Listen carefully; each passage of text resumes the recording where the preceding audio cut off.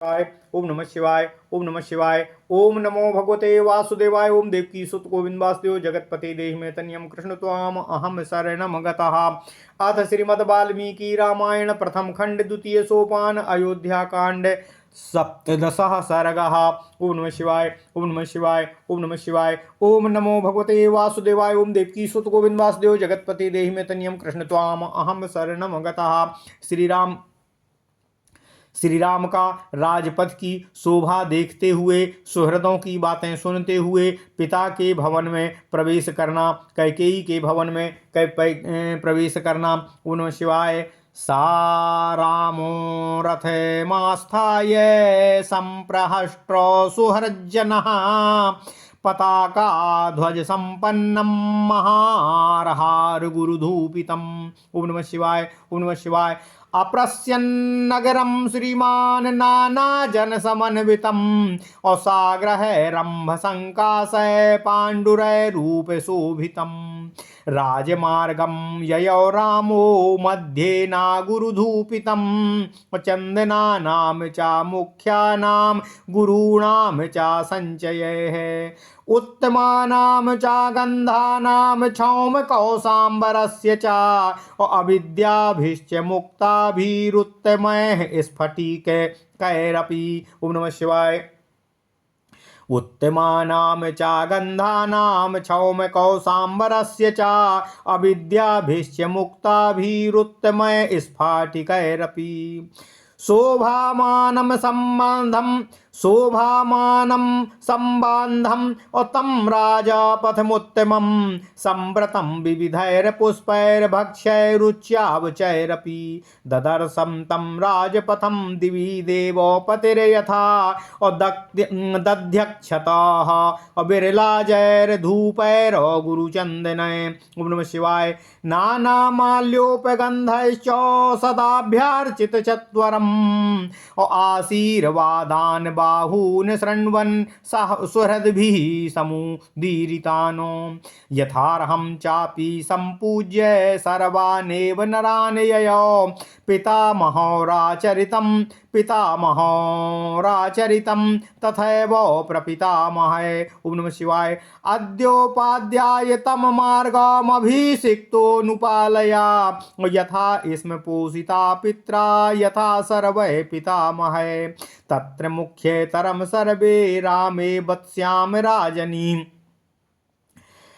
अलमद्य हि भुक्तेनो परमार्थैरलं च नः यदि पश्याम निर्यान्तं रामं राज्ये प्रतिष्ठितं ततो हि नः प्रियतरं नान्यत् किञ्चित् भविष्यति यथाभिषेको रामस्य राज्येनामित तेजसः।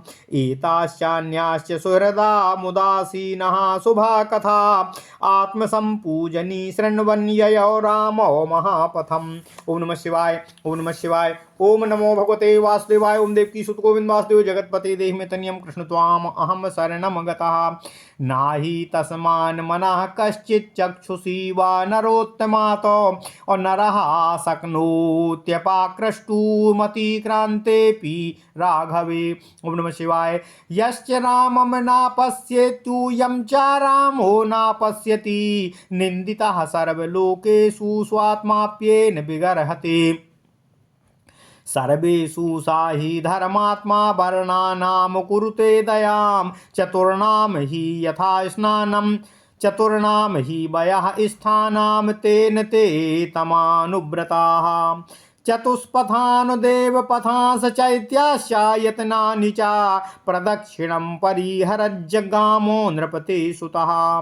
सः राजकुलमासाद्य मेघसंघोपमय शुभय अप्रासाद शृंगैर्विविधै कैलासो शिखरूपमय प्रसादाश्रृंगैर्विविधै कैलाशिखरूपमय। ओम नमः शिवाय। आवारयद्भिर्गगनं विमानैरिव पाण्डुरै वर्धमानो ग्रहश्चापि रत्नजालो परिष्कृतै।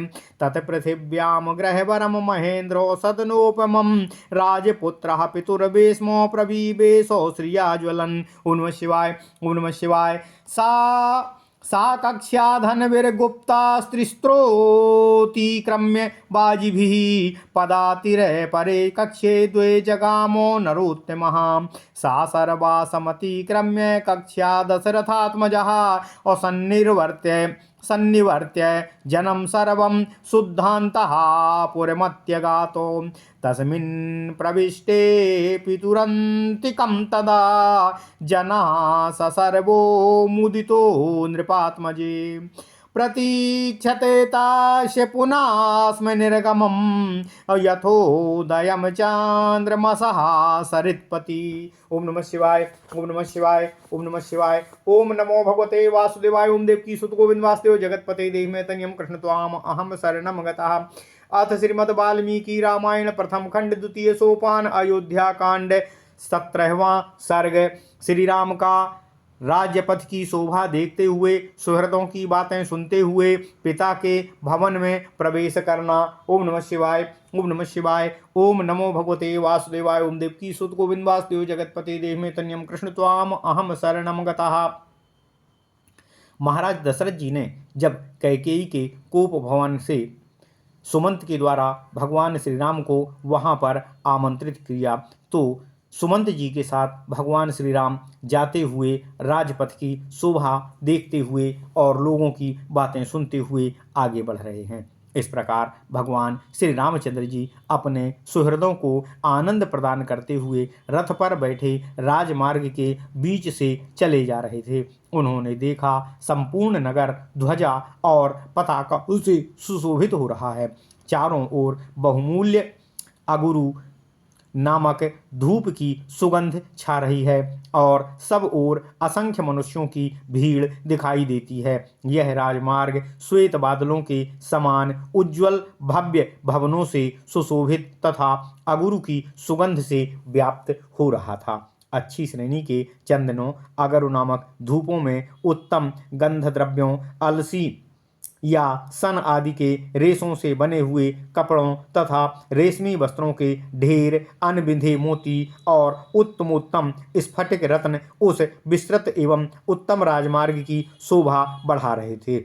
वह राजमार्ग नाना प्रकार के पुष्पों तथा भांति भांति के भक्ष्य पदार्थों से भरा हुआ था। उसके चौराहों में दही, अक्षत, हविष्य, लावा, धूप, अगर, चंदन आदि नाना प्रकार के पुष्पाहार और गंध द्रव्यों से सदा पूजा की जा रही थी। स्वर्गलोक में बैठे हुए देवराज इंद्र की भांति रथारूढ़ श्री राम ने उस राजमार्ग को देखा। वे अपने सुहृदों के मुख से कहे गए बहुत से आशीर्वादों को सुनते हुए तथा यथा योग्य उन सब लोगों का संवाद अभिवादन और सम्मान करते हुए आगे बढ़े जा रहे थे। उनके हितैषी सुहृद उनसे कह रहे थे, हे रघुनंदन, तुम्हारे पितामह और तुम्हारे प्रपितामह अर्थात दादे और परदादे जिस मार्ग पर सदा चलते आए हैं, आज उसी मार्ग को आप ग्रहण करके युवराज पद पर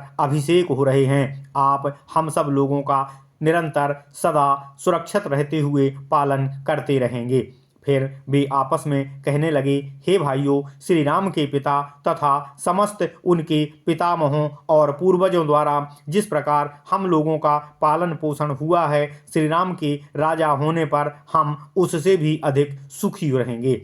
यदि हम राज्य पर प्रतिष्ठित हुए श्री राम को पिता के घर से निकलते हुए देख लें, यदि राजा राम का दर्शन कर लें, तो अब हमें इहलोक के भोग और परमार्थ स्वरूप मोक्ष को लेकर किसी चिंतन की आवश्यकता नहीं है। अमित तेजस्वी श्री राम का यदि राज्य पर अभिषेक हो जाए तो वह हमारे लिए जैसा प्रियतर कार्य होगा, उससे बढ़कर और कोई दूसरा प्रिय कार्य, सुख देने वाला कार्य हमारे लिए नहीं हो सकता है। ओम नमः शिवाय, ओम नमः शिवाय।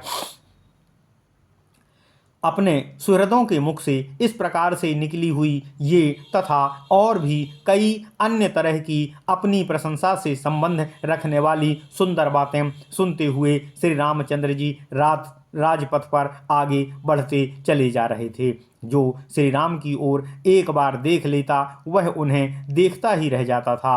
श्री रघुनाथ जी के दूर चले जाने पर कोई उन पुरुषोत्तम की ओर से अपना मन या अपनी दृष्टि नहीं हटा पा रहा था। उस समय जो श्री राम को नहीं देखता था और जिसे श्री राम नहीं देख लेते थे वह समस्त लोगों में निंदित समझा जा रहा था तथा स्वयं अपनी ही अंतरात्मा उसे धिक्कार रही थी कि उसने इस अवसर को खो दिया और श्री राम के दर्शन नहीं कर सका। धर्मात्मा श्री राम चारों वर्णों के सभी मनुष्यों पर उनकी अवस्था के अनुरूप देखकर दया करते थे, इसलिए सभी उनके भक्त थे। राजकुमार श्री राम चौराहों, देव मार्गों, चैत्य वृक्षों तथा देव मंदिरों को अपने दाहिने छोड़ते हुए आगे बढ़ते चले जा रहे थे। राजा दशरथ का भवन मेघ समूहों के समान शोभा पाने वाले सुंदर अनेक रूप रंग वाले कैलाश शिखर के समान उज्ज्वल प्रासाद शिखरों अर्थात अट्टालिकाओं से सुशोभित हो रहे थे। उसमें रत्नों की जाली से विभूषित तथा विमानाकार क्रीड़ागृह भी बने हुए थे जो अपनी श्वेत आभा से प्रकाशित हो रहे थे। वे अपनी ऊंचाइयों से आकाश को भी लांघते हुए प्रतीत होते थे। ऐसे ग्रहों से युक्त वह श्रेष्ठ भवन इस भूतल पर इंद्र सदन के समान शोभा पा रहा था। उस राजभवन के पास पहुंचकर अपनी शोभा से प्रकाशित होने वाले राजकुमार श्री राम ने पिता के महल में अर्थात कैकेयी के भवन में प्रवेश किया। उन्होंने धनुर्धर वीरों द्वारा सुरक्षित महल की 3 ड्योढ़ियों को तो जुते हुए रथ से ही पार किया, फिर 2 ड्योढ़ियों में वे पुरुषोत्तम राम पैदल ही आगे बढ़े। इस प्रकार सारी ड्योढ़ियों को पार करके दशरथ नंदन श्री राम साथ में आए हुए सब लोगों को लौटाकर स्वयं अंतःपुर में पिता से मिलने के लिए गए। जब राजकुमार श्री राम पिता के पास जाने के लिए अंतःपुर में प्रविष्ट हुए तब आनंद मग्न हुए सब लोग बाहर खड़े होकर उनके पुनः निकलने की प्रतीक्षा करने लगे, ठीक उसी तरह जैसे सरिताओं का स्वामी समुद्र चंद्रोदय की प्रतीक्षा करता है। ओम नमः शिवाय। इत्यार्षे श्रीमद् रामायणे वाल्मीकिये आदि काव्ये अयोध्या कांडे 17 सर्गः। इस प्रकार श्री वाल्मीकि निर्मित आर्ष रामायण आदि काव्य के अयोध्या कांड में 17वां सर्ग पूर्ण हुआ। ओम नमः शिवाय। ओम नमः शिवाय। ओम नमः शिवाय। ओम नमो भगवते वासुदेवाय। ओम देवकी सुत गोविंद वासुदेव जगतपते देहि में तनियम कृष्ण त्वाम अहम शरणम गतः। ओम नमः